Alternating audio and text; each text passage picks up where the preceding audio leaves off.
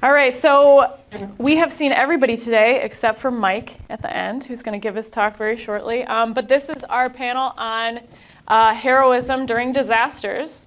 And so the first thing that I want to ask you all is, how do you guys think that communities and organizations can actually reduce the need or the risk that heroism is needed? Because despite the fact that this is a conference about heroism, we actually don't want people to have to take heroic acts, right? Because those involve risk and sacrifice, people can get hurt. We would rather prepare for disasters and events in advance so that we can respond appropriately and not have to take a huge risk or sacrifice and be a hero. So how can we prepare so that we can actually avoid having to take heroic action later on? Sure. So I'm Mike. I'm a 22-year Air Force veteran. I spent about 7 years in the middle of my career specifically focused on providing military support to disaster response operations. And I think we'll probably all echo a very similar sentiment here, that planning is really maybe the most important part. Unfortunately, it doesn't always, that's a kind of a pipe dream from time to time. You can talk about planning. One of the things that we were discussing right before the panel is that sometimes when disaster does strike, it's in the aftermath of that disaster that people finally wake up to the idea that, hey, had we planned for this, we may have been able to respond more effectively. Quite often when we're providing military support, so commercial satellite imagery, airborne full motion video and imagery, boots on the ground, people to do door-to-door checks and that kind of stuff, quite often we're planning on, we've arrived with a plan for how we're going to provide that support, but we often, where the rubber meets the road, that day one, you realize a lot of your plan needs to be adjusted, on the fly. And identifying not what we thought we were going to bring, but what is actually needed at the disaster site adjusts the plan, as you kind of take it on. But absolutely, planning ahead of time reduces that risk and speeds the response timeline.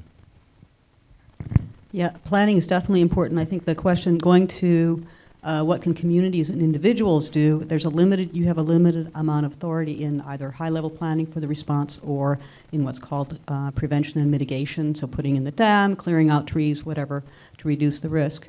I think that one of the things that's important for people to start thinking about is, where are the risks in my everyday life and how can we change everyday behaviors to reduce risk? So I'm pretty sure everyone here wears a seatbelt. When I was a kid, cars didn't even have seatbelts. It's just an accepted normal thing. But certainly seatbelts reduce the risk for heroic action in car accidents. We made cars safer.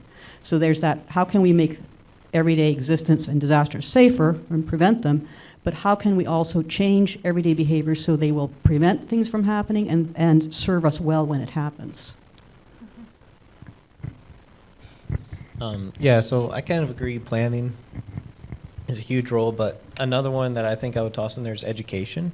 Just a simple Google search on what are the most common natural disasters of my area can go a very long way, because especially when people move, they don't often think about that. Going into a new area, okay, what are some new things that I may not have encountered in my previous area that I should know about here? Like going from a place where that doesn't really have wildfires and then moving to some place that actually does, how do I need to change some of my thinking and behaviors in order to kind of mitigate that disaster?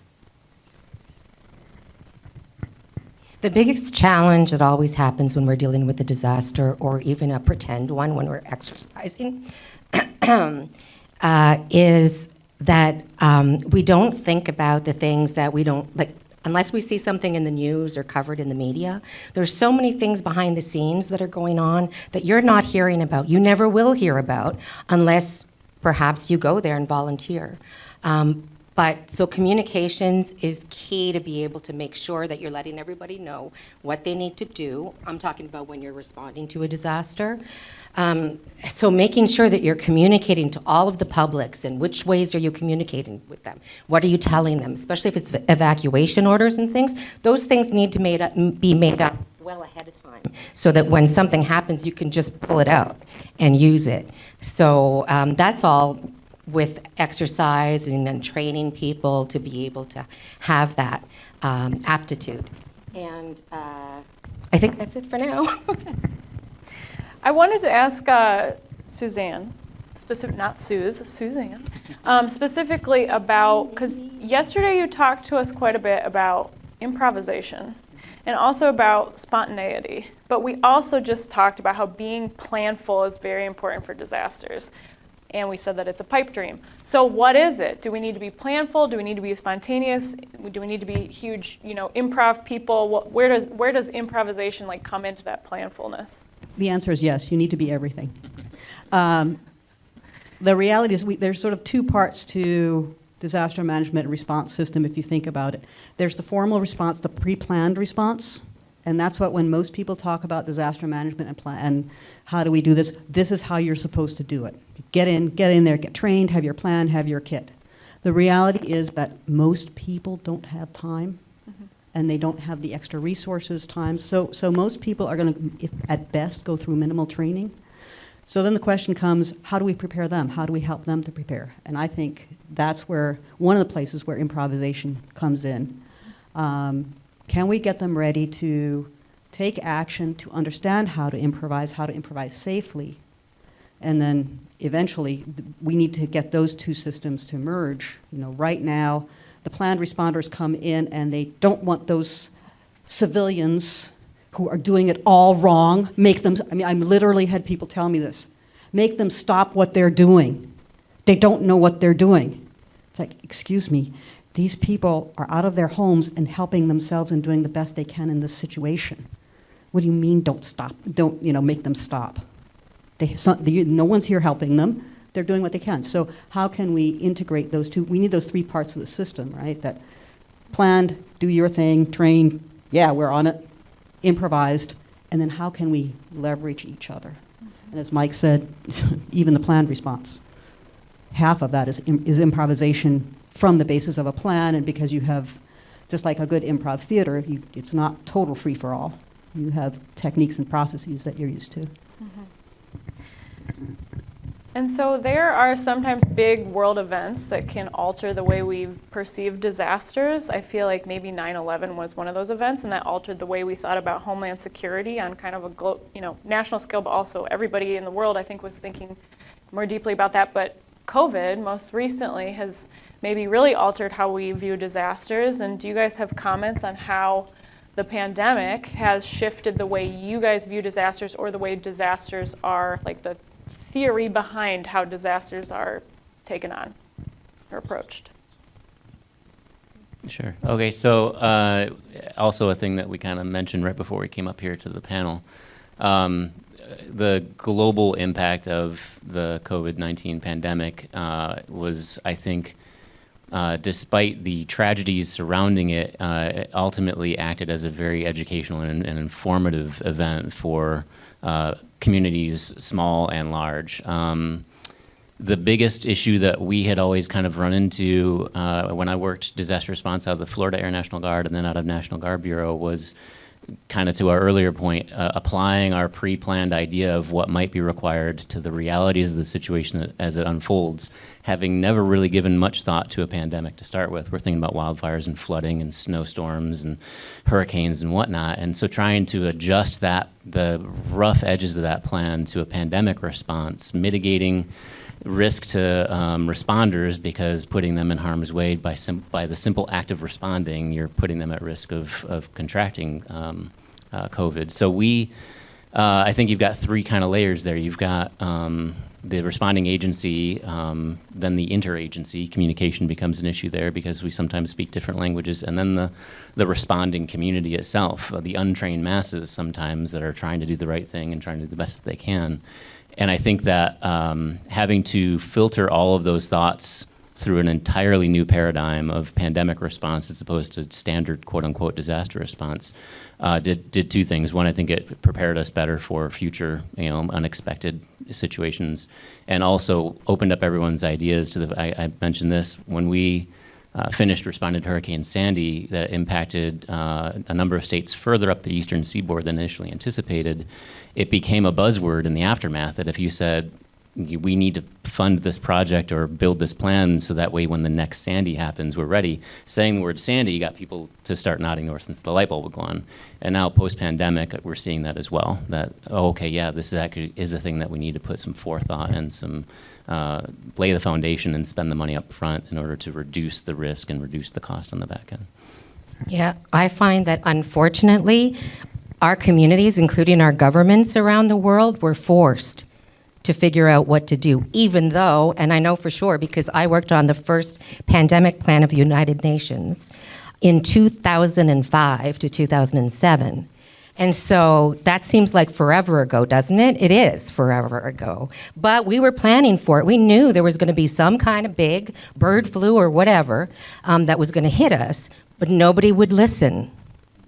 I would go around and, here, we got to be prepared for this, and there were so many skeptics in the audience that would say, that's never going to happen, or blah, blah, blah. And it's unfortunate, that we realized through this pandemic happening, I realized, wait a minute, I know our government has a pandemic plan. Why didn't they open it? Nobody knew where their pandemic plans were. And so that was an eye-opener for me. And everybody else now with this pandemic, of course, now they're all into their pandemic plans and stuff, but yeah. Do you have something to say? I just think it was COVID as a whole, I think was a good eye-opener, as you said, and educational opportunity for a lot of people to realize that, a disaster can actually hit me. Because everyone thinks, it's a natural disaster, they don't occur that often. But this was something that affected everyone, and it kind of got everyone thinking about disasters and kind of responses that even if it was focusing on a COVID response, now if you bring up COVID, they're like, it's a disaster. You can kind of tie that in to other disasters and get them thinking about those as well. Yeah, I have two things I want to talk about in this. One, before 2020, I would talk about disaster in general, and of course people start talking, you have to have plans, and you need to be trained what to do, and go say, no, well, we really need the people to get them ready to help themselves, because the reality is that the ratio of trained responder to untrained citizens is, in the US at a best estimate 1 to 300, and that's if you're very generous in how you count trained. So it's like, you're not going to help all those people. In my county, if a disaster hits, I, as a Red Cross volunteer, would have to take care of something like 2,000 people, because that's the ratio. So people sort of went, no, it has to be this trained. They have to know what to do and everything. COVID hit. Suddenly, everyone's going, everyone's overwhelmed. Yeah, people have to be ready. They need to get out there. So for me, the phrase I use for that is, after COVID, disaster's gone mainstream. I don't have to justify what I'm doing now. People are latching onto it. So that has been a huge change all over, no matter where I go. The second thing I want to talk about is the pandemic story. So like Suze, I did a bird flu, avian flu exercise in my local county, neighboring county. They had a big response agency exercise around bird flu pandemic scenario in 2007. And I was in the EOC. The plan was, okay, we're going to have to prevent people from moving, so we're going to block the bridges, we're going to have trucks, we're going to have mass distribution sites because it's going to be chaos, and we have to control it, and where are we going to put the soldiers, and all the roads have to be blocked. The pandemic hits. What? Did any of that happen? And that's such a common thing, that the plans are just these scenarios, and people think they're going to do all kinds of stuff that doesn't really match the reality. And on that note, I want to know if any one of you have seen a specific example of like a community campaign of, we need to prepare for X thing and here's how you do it. Have you guys seen examples of campaigns like that being very successful? And if so, please tell us about it. Oh, no, go ahead, please. I have a couple of small examples, I suppose. So I haven't moved around in the military a lot. I think it's community dependent, exposure dependent. I lived on the Gulf Coast of Florida, and the hurricane response plans exist, and people are very aware. People have been affected by that type of disaster in their life, or someone they know, or a family member or something. And much like we're talking about with the pandemic, once it affects you, suddenly you're much more cognizant of and prepared for, and you're applying some of your own energy and thought towards preparation. So it kind of depends. So along the Gulf Coast, you have some of that. The Pacific Northwest, and especially California, of late, wildland fire response has become a thing that they're very aware of and very prepared for. I think, though, that beyond that, and especially like talking to a community here in the middle of Michigan, and this is essentially where I grew up just on the east side, moving away from a place like this into areas that face more frequent and more serious disaster, it was eye-opening. Because we have you might see a brown recluse or a black widow once in your life, maybe some winter storms, some high winds, but for the most part, very, nominally uneventful. And so two things. One, moving, it's very important, to Dom's point, to become familiar with your community and see what type of local community response plans exist and become active and engaged in those things.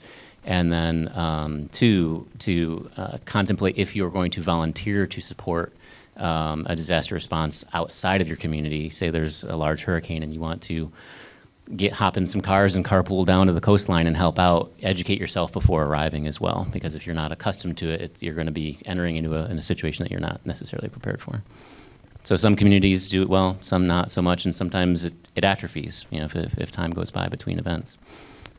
Now, I can tell you guys that the number one places to live for safety reasons are places that have nuclear facilities nearby.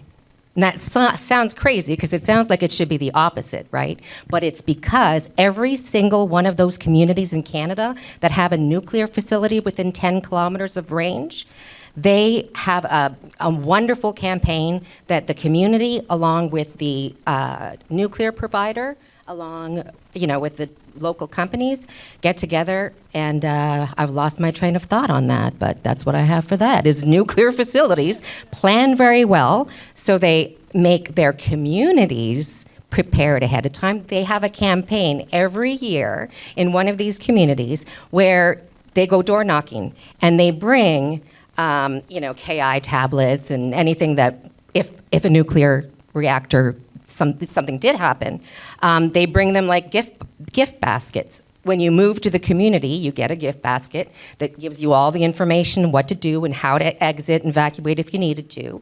So I say the best communities I know in Canada anyway are the ones that are right beside nuclear facilities. I'd live there any day. Yeah, and you're kind of commenting on a culture that a community can build of preparedness. And we're a community that brings the basket to people when they move in. This is how we live here. We live in a prepared way. Yeah, that's a good culture emphasis. Yeah, I think I wanted to say something else, but I'm going to say this instead, building on what you said. The research shows, though, the single most important thing you can do to get ready and to get yourself and your community through a disaster is get to know your neighbors. The strength of social networks is the strongest indicator of how well a community will get through a disaster. So, I bake cookies if someone knew me was in the street. I bake cookies, I go down and say, hi, here's my name, and most people take well to it. And we have a very strong little neighborhood community right where I am. It sounds old-fashioned, but it works. So does anybody work in a K through 12 school here? I'm the only one? Yes. Okay, Jeff, nice. So I recently have become very concerned about a disaster that could occur inside my school. Last year we did have a couple disasters with guns occur inside and on our campus. And so now disaster preparedness is just much more in the forefront of everybody's mind at school. So how do you guys think about preparing schools or preparing minors for disaster response? And that's something we talk about in hero training a lot, is you have to be careful when you're with minors, because we don't want to encourage minors to necessarily take risks and do things that they shouldn't be doing, but we also know that we have to prepare for when those risks might arise. So how do you guys think about preparing people, specifically like under the age of 18, to respond to disasters? Or maybe we haven't thought about it. Yes. Just think about it right yes, now. we do. Yeah. Thank you. I always wanted to have a beard to be able to do that. Never worked. No matter how much I pull, nothing. My experience, so we don't actually work with kids, but we wind up working with kids all the time because we do fun and games. And, you know, whether it's for kids or not, the kids get involved, and I'm always surprised at how well they understand and figure out what to do. I think the key thing is to reduce the fear. You know, not make it something, oh, it's a big, scary thing that could happen out there and you have to be ready. It's like, let's make it fun. This is part of life. I mean, it's like all other safety factors for kids and adults. If you were you talking about fear? Yeah. Is, you know, reduce the fear, work with the fear, acknowledge the fear. It's there. But if you keep saying, oh, it's this big, scary thing, now this happens, you have to do it. Let's make it fun. Let's, you know, okay, it's hard. You may not know, and here are some things you can do. And to kind of build on that, I definitely agree that educating them is still important and definitely downgrading that fear. Because you don't want to focus on that fear aspect. You don't want to make them fear-oriented. You just want to treat it as normal education. You don't want to, like I said, make it fear-oriented. Because if you get them to be fear-oriented, that's all they're going to think about when they're in that situation, because that's what you focus on in the education. So I think keeping it just strict educational and, like you said, fun, have it be an activity that way, definitely goes a long way rather than, like you said, focusing on that fear aspect. Yeah, I mean, we run from the things we're afraid of, right? So if you want someone to deal with something, the worst thing you can do is induce fear. Yeah, I think that kind of it's an interesting problem set to kind of take that type of planning and exercising and trying to port it to the K through 12 audience. And rather embarrassed to admit that every time we do an active shooter drill at work, we're a bunch of highly trained military individuals fail the active shooter drills horribly every time. People just sit at their desk and the guy and like, oh, well, whatever. I'm just going to keep working. And trying to take that education, port it to the schools, particularly as it relates, like the active shooter topic itself, not to politicize this, but it is very different than a natural disaster or an unforeseen circumstance that is outside the control of someone in your community. And trying to train children to respond quickly and effectively to that without having the training itself be traumatic is a problem set that's difficult to get through. Yeah, and I think that's exactly a case in point where you want to train the behavior, right? So if you want the kids to hide, if you want them to evacuate, you can teach this is how we get out of the room quickly, because we never talk about it as being a drill, because now they know, this is how we do it. So then when you do the drill, they already have the behavior learned, and you're just layering on when to trigger the behavior. A lot hide and seek. Right? I mean, my mother was a teacher and liked to improvise things, and my sister-in-law was a librarian, and things had to be just so. And one time they were sitting outside my brother's patio, and my niece was in her room, which had a window right to the patio on that level. And my mother said, just come on, just climb out the window. My sister-in-law was horrified. She's like, don't teach her to climb out the window, because, she's worried about when she gets older. And my mother's going, no, if there's a fire, an emergency, I want her to think of that window as a way out of the room.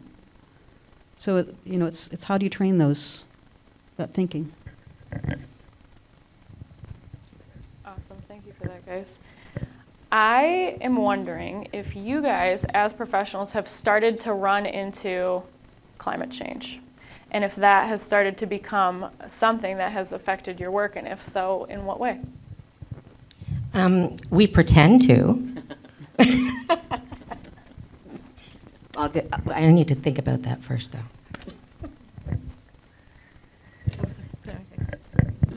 Similar. So I think that we're on the cusp of a generational shift in professional organizations, governmental organizations, the military, and that a more willingness to be aware of, respond to, and contemplate the idea that this is the reality of our future, as opposed to closed-minded mindset or we're really not that big of a problem. The planet Earth is designed to handle this, and it's ours to use. I think that as Gen Z or Gen Z for the Aussies in the room kind of come up through our leadership ranks, you're seeing a much more open-minded approach to those problem sets, and I'm excited about it. I kind of, much like some of the other speakers, I'm right on that cusp of elder millennialship or Gen X, and we kind of grew up with this and are willing, can see both sides. I'm excited for the next generation's approach, not just to our disaster response and approach to climate change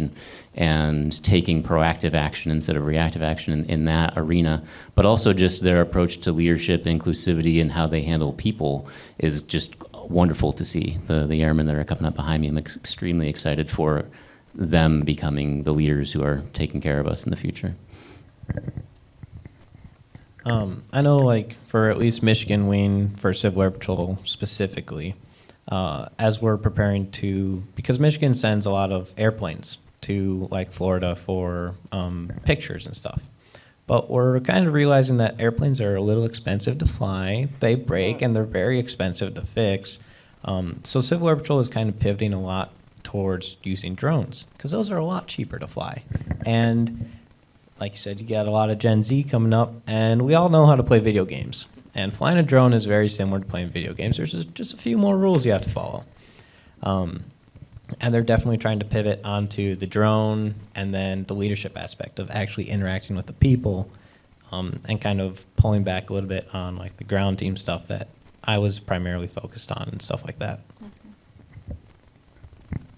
So I was joking, but not really, earlier, because when I worked as an officer way back, we were talking about climate change back then. But everybody kind of just, like, pretended they didn't hear about it or that we didn't need to deal with it. And I'm still finding that 25 years later, people are still talking about climate change. There's still no climate change plans that I know of anywhere in existence, in North America anyway.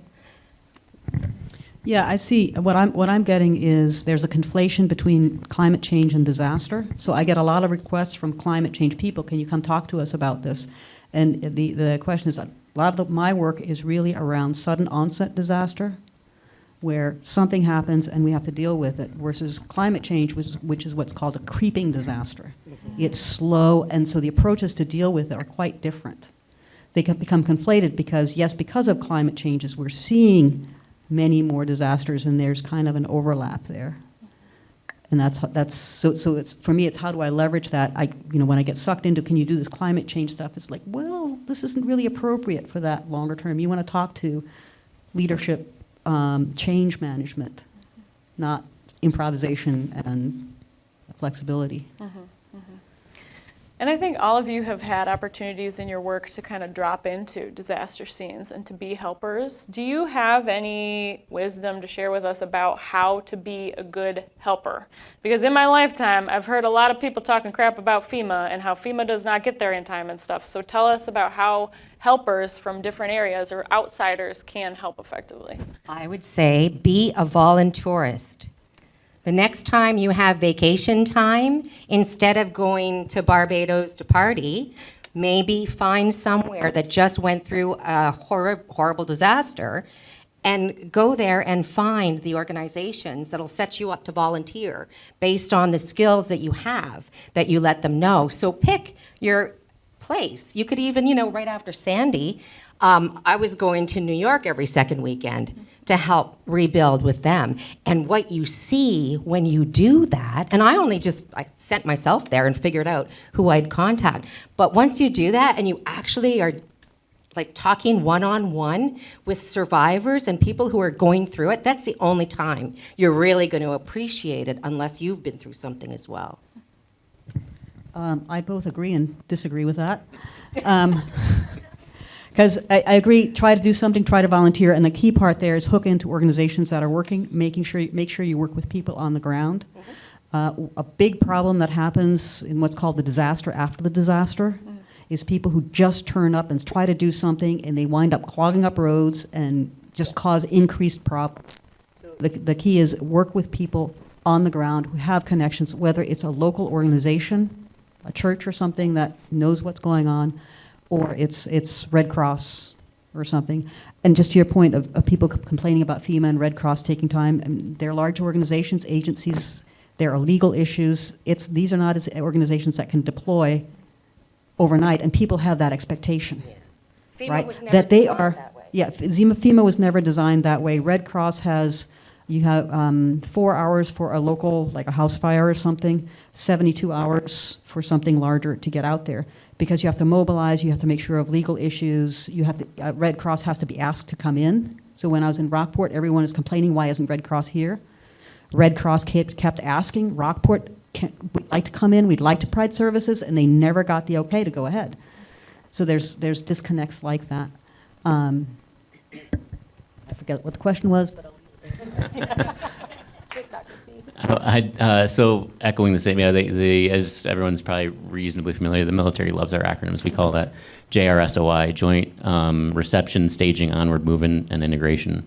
And it's a complicated process because you end up in the immediate aftermath of a disaster having a lot of people showing up wanting to help and needing to organize that help. Ultimately, the goal of disaster response is to take a very disorganized, chaotic situation and reapply organization and eliminate that chaos. And the sudden influx of assistance or a desire to assist can create its own problem set. So integration is very important. I happen to exist kind of at an interesting nexus between two organizations that Dom and I share Civil Air Patrol membership, and then also as a member of the Air National Guard, if you're aged 11 to 21, am I? 12 to 21. If you're a high school age student who wants to get involved and are interested in aviation, you can join your local Civil Air Patrol cadet squadron, and those guys are always very quickly engaged in disaster response and have opportunities to hop in an airplane, get trained on scanning, looking for people who are in need of rescue. You can get trained on aerial imaging, so you can kind of hang out on the wing and take imagery, take still frame imagery of the disaster area for flood extent and that kind of stuff. So that's an organization for student-age children. And then if you're 18 and above and are interested in joining the Air National Guard or Army National Guard, and our two mission sets, both federally in support of the active duty military and then at the state level, doing a lot of state active duty work on behalf of the governor in the immediate aftermath of disasters at the states. So those are places right away that you could look into enrollment and you wouldn't have to go find who to work with. You'd already be a part of an organization that is going to respond. Yeah, and kind of in response to that, every disaster or mission that I've been activated for or put on standby for, at the end of every email is do not self-deploy, because that is a big issue. Is you get a lot of people that are like, oh, I want to do this. And it's like, we don't need your help right now. We only needed 2 ground teams at first. Like, we don't need 17. So that is that kind of thing where you get that sudden influx of everyone wants to help. And then now there's an issue of, okay, where do we put everyone that wants to help? How do we feed everyone that wants to help? How are they going to get water? So. And I will say, if you do deploy with a large organization, having been a Red Cross volunteer for 20 years now, large organizations such as the Red Cross, we have our way of doing things, this is how it's done, and go in, and it's very easy to forget about local culture and local agency. So I think if you do deploy, be very sensitive to people have their own culture and they have the right to do things their way, and part of what I want to do is listen to the local people, and is this the right way to do it, even down to language and just how you meet and how you talk, especially in a disaster, because people have been traumatized. They are going through something. You need to give them the extra time to just, a lot of time when you talk to people in a disaster, communication just takes longer because people are processing all kinds of stuff in the back of their head and not quite listening to you. So you have to give them that moment to catch up. But there's a lot of cultural issues, when you send a Californian to Florida. Yeah, thank you. Okay, just to finish up here, you guys, can we each just really quickly share something that we do at home to keep our households safe? So one thing that I do is I took my wilderness first responder course. I learned how to use the gauze and the little gloves and everything. And then I bought a medical kit with the supplies that I knew how to use. And then that medical kit is now in my car, just in case anything happens on the side of the road or we break down. So that's one thing that I do. Do you guys have things that you do at home? I would just encourage, I recently moved into an apartment in downtown Syracuse, and interesting to me the number of people who've lived in that building longer than I have that don't know anything about the building. Like I would encourage you to be curious about where you live. Find the back stairwell, figure out where this room is connected to, and I live in a corner that has its own staircase down the back of the building that no one like. It kind of has a weird hallway in the kind of like not quite the basement that exits to a different road, and there's quite oftentimes quite a bit going on out the front, and I could just go out the back. So like having an awareness of your surroundings, in addition to safety kits, first aid, go bag, some of the other things that got talked about earlier. Yeah, just having your head on a swivel when you first get into a new space, understand what's around you so you can respond quickly when you need to. Yeah, I think I have two things. One, I live in an earthquake area in California. I have earthquake latches or child secure safety latches on my cabinets in the kitchen. I keep the heavy stuff down on low cabinets and light stuff or stuff I don't care about coming out of cabinets. I've heard more stories in interviewing people after earthquakes going, yeah, the kitchen floor was a sludge. It was just glass and syrup and wine and whatever, and you couldn't just... So having that image, keep it down. And friends come over and they're like, you don't have kids. Why do you have child locks? Earthquakes. But I also have this, every time I open, I have that moment of, that earthquake could hit right now. I'm going to close it. So it's just a mentality of there's constant monitoring because earthquakes are sudden onset.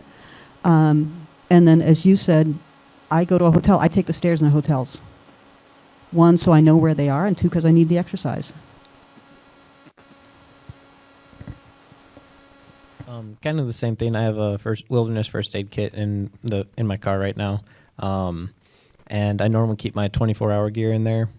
Just in case I am activated for Civil Air Patrol, because I am still on two ground team call lists. And then I also make sure I have a fire escape plan, and at my grandpa's, I know where the fire extinguishers are, including the ones out in the barn, and like make sure I know, okay, if this thing catches on fire, where's the closest fire extinguisher? Just so that I have those plans in place in case I wake up in the middle of the night. I don't need to think, oh, where is that? I know where it is. And I mentioned the go bag before, so I have my own go bag, but I didn't buy it myself. My staff at the time had given it to me as a present, so I don't know if I would have bought it, but excellent idea. Making sure that you have everything you need in case you'd have to go quickly. But also think about having a stay bag where, for some reason, you're not evacuating, but instead they're telling you you've got to stay sheltered for a certain amount of time. Do you have everything that you need to be able to get by for, up to 3 days with nobody around, no power, no anything? So think about those kinds of scenarios. And I have crank radio / cell phone charger / just in case as well. I have 3 of those. I have crank flashlights in every single room of my place. And last but not least, my dog Hero has his own go bag prepared so that if we go, make sure that, if anybody faces something where you have to evacuate, think about obviously your pets as well ahead of time. So. All right, guys, I think that about wraps up our time. Thank you all so much for your comments.